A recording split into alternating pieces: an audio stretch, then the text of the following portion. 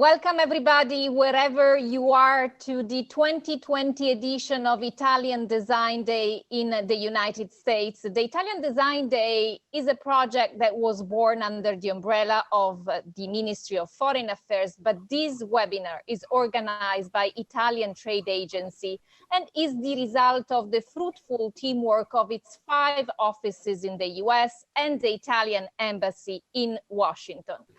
This virtual event is part of the strategy very dear to the Italian Trade Agency, meant to connect the Italian players and the US business community.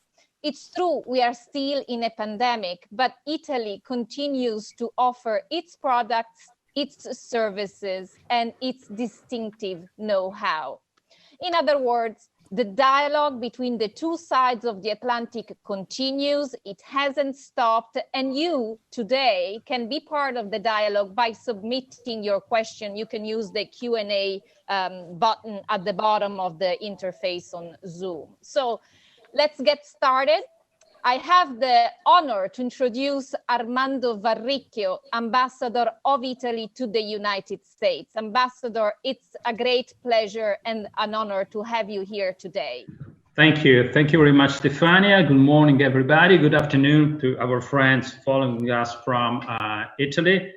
It's my distinct pleasure to open this webinar on the 4th edition of the Italian Design Day in the United States. I take the opportunity to thank the prestigious Italian panelists who will be joining us today, as well as our virtual host, Antonio Laspina, Director of the Triathlon Trade Agency in the United States, and as well as our excellent moderator, Stefania Spatti, US correspondent for Class CNBC.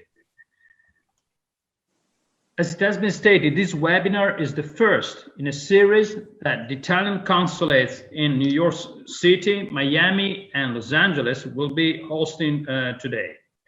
In cooperation with the leading Italian designers and architects chosen as the Italian, I would say, fellow ambassadors, design ambassadors.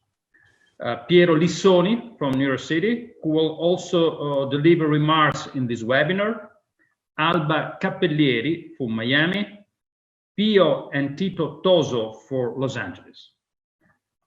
Furthermore, we'll also have a video teaser with the designer ambassadors for Chicago, Gianni Veneziano and Luciana Di Virgilio.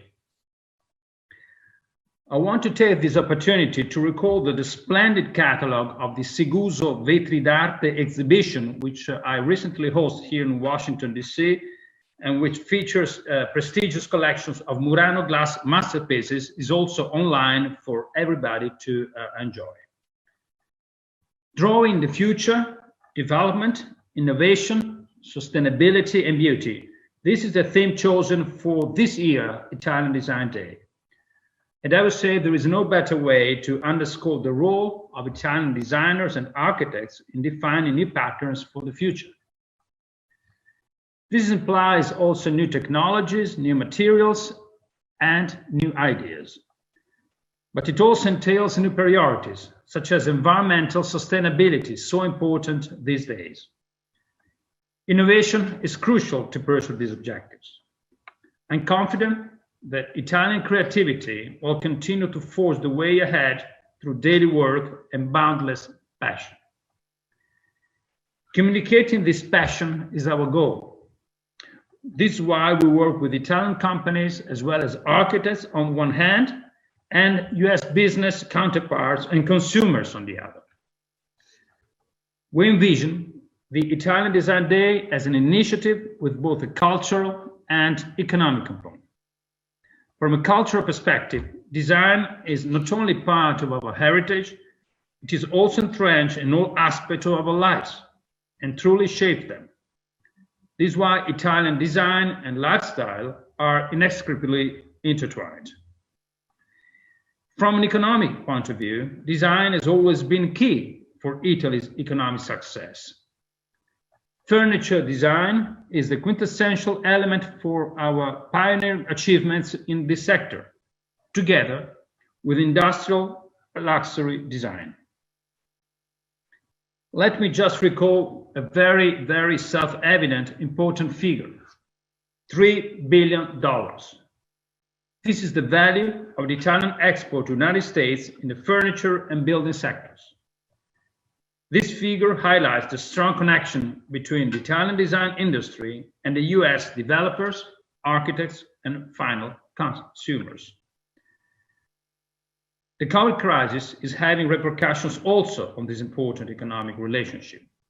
But having this year being so far so complicated, it is important to recall that yesterday, the US Census Bureau has released the trade statistics for September. And for the first time after the COVID crisis started to hit, our export to the US in the furniture and building sectors went up by about 9%. It is not by chance that we start this series here in New York City, a city that has always been so strongly connected to Italian cultural heritage and, of course, design and architecture. So I'm certain that today's discussion will provide keen insight and vision on the way ahead. Thank you very much.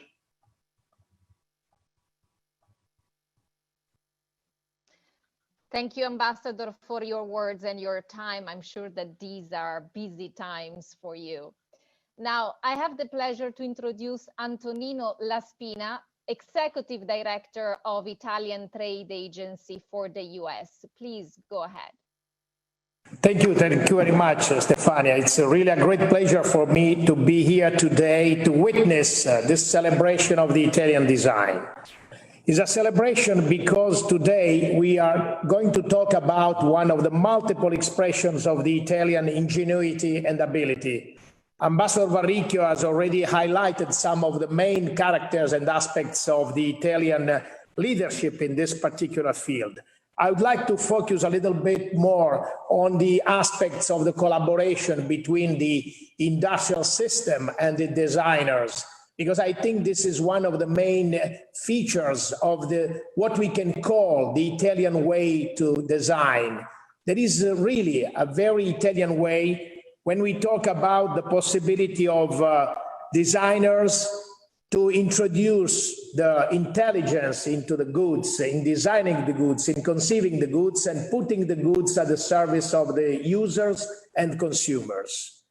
Italy today is a result of a mix of ancient and well-established know-how, merging technology and style in a unique approach. What we call Italian design, in fact, is a model, an Italian way to design with a successful leadership that has been thriving in the last 40, 50 years since the very first industrial models of the post-war era. The industrial texture of Italy is made of small and medium companies, and they are deeply connected to the territory, deeply related to each other. But what makes them really competitive and flexible is the possibility that they can count on the ingenuity of the Italian designers. They can have an integrated approach, and they can quickly adjust with the new products, with the new design to the changing demand that is in the market. We can talk today about innovation only talking and taking into account sustainability of the processes and green approach. A green network of highly adaptive companies can provide clean solutions. We need a green approach. We need sustainability. And the Italians have been practicing this kind of approach in every activity or industrial activity they have been conducting in the last 50, 60 years.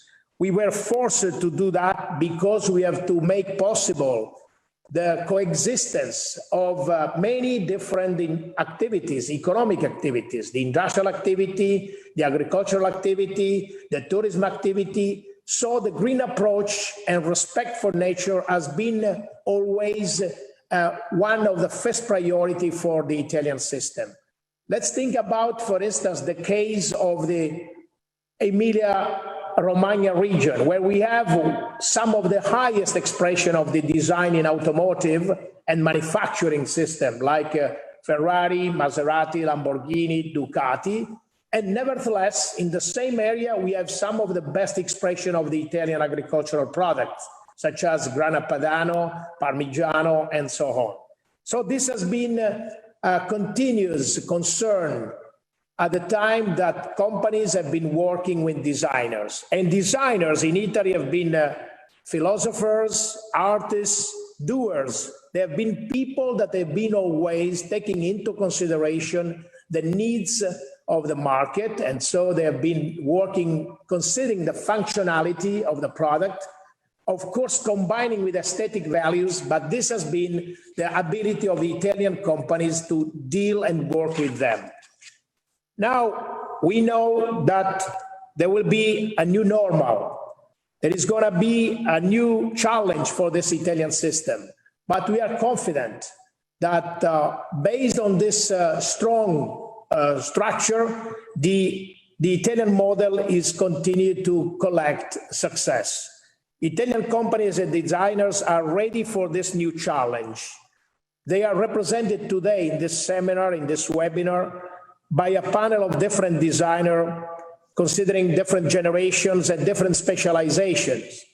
But we are sure that we are going to provide, once again, new solutions for the market, new solutions for the companies, because once again, we are going to continue to work in this that I have called the Italian way to design. I take the opportunity to thank all of you, all the participants that have been sharing the time with us. And I will say that this is just one of the phases of the dialogue that we would like to keep alive between the Italian designers and the world of the market in the United States. We are going to continue with the new activities, and I'm sure that we can count once again on the collaboration of the Italian designers. Thank you very much.